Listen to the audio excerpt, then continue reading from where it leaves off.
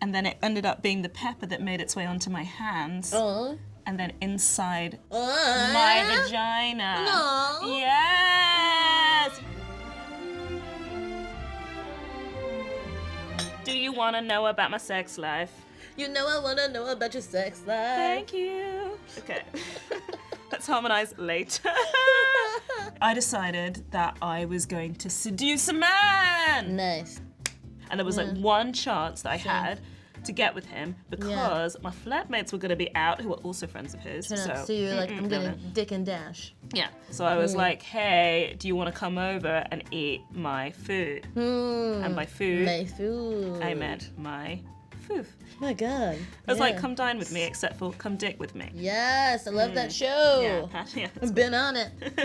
I'm gonna make something spicy because white guys love spices. Exotic. Factual. He knocked on the door, so I was like, hey, how nice to see you, my friend. My platonic friend. My platonic friend. I was like, oh, it's you. But me? What? I haven't been working on this for a while. Just rustled something up. Please go, be seated. I'll bring out the plates. So sat him down at the table, and then I departed to freshen up because I realized when he knocked and I had to go downstairs to get him that I was packing a full cup. Whoa! Oh, yeah. So I went up to the toilet, I emptied the cup, rinsed it, and then reinserted it. Oh, phenomenal. Flashback to the kitchen. I'm cooking with my spices.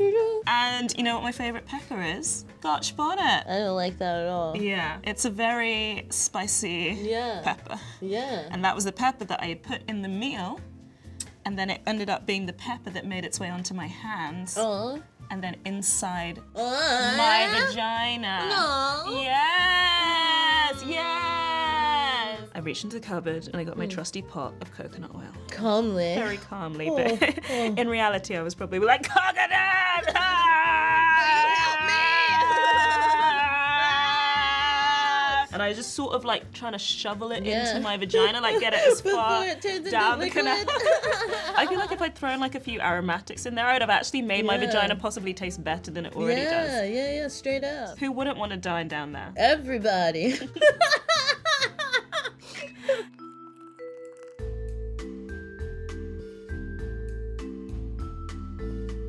I too have been guilty of a little menstrual seduction. Ooh. Yeah. I was hanging out with this dude, right? Nice. And it was like period times, but I have a IUD, which had been like making me not like menstruate really. So I'd get like the symptoms, right? But not like the blood, you know? Okay. So I knew it was on my period, but like I wasn't expecting any products, you know what I mean? And so on this night, after I was like making out with this dude and stuff, I slid to the toilet just to like, you know, oh wow. I went for like a tinkle and I saw that there was blood in the panties. There was a whatnot. And I was like, what do we do? You know what I mean? Do we pause this? Do we halt this? Like, I didn't feel comfortable being like, hey, is this cool? Like, would they care? What if they did care and they liked it? You know, there's this thing, it's called like being like a bloodhound. Like a Twilight situation. What if I'm like depriving this man of joy? You know, and that just feels even more selfish. I feel like it's a conversation you maybe should have had. Didn't have that conversation. Okay, boom. Made the choice by myself. Okay, I need to clean up this situation. So quickly did a little hoe bath. A 1, 2, 3 situation. And so I was like, boom, clean, fresh. And who doesn't have on panties? This guy, because she's DTF.